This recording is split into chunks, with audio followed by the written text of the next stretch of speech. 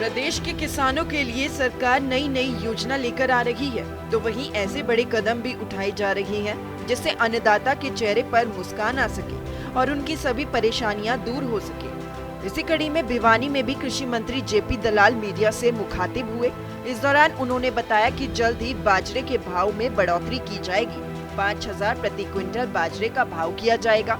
साथ ही सेना को भी बाजरा सप्लाई किया जाएगा। मिलेट्स को बढ़ावा देने के लिए इस बार 4 लाख मीट्रिक टन से ज़्यादा बाजरा खरीद चुके हैं। बाजरे की खरीद अभी भी जारी है और बाजरे को हम जो आम आदमी को अन्न देते हैं, गरीब आदमियों को, उसमें भी बाजरे को डाला है।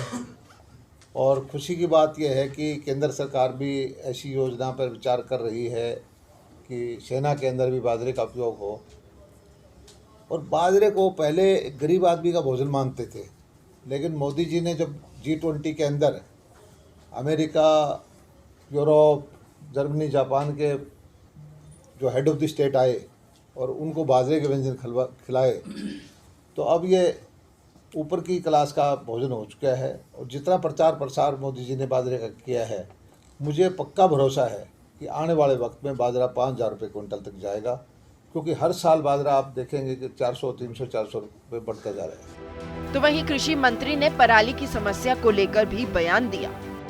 पराली इसलिए जलाते थे किसान कि धान जब बोते हैं, काटते हैं, धान की कटाई 30 अक्टूबर के बाद एक अक्टूबर को मंडी चलती थी धान की। सितंबर के आखिरी हफ्ते में धान काटते थे और गेहूं की बिजाई अगले 1 महीने बाद शुरू हो जाती है, नवंबर में। तो उसके पास टाइम कम है कि पराली को मिक्स करने में और करने में टाइम। तो हमने DSR विधि चलाई कि आप पौध लगाने की बजाय बीज से धान की खेती करो।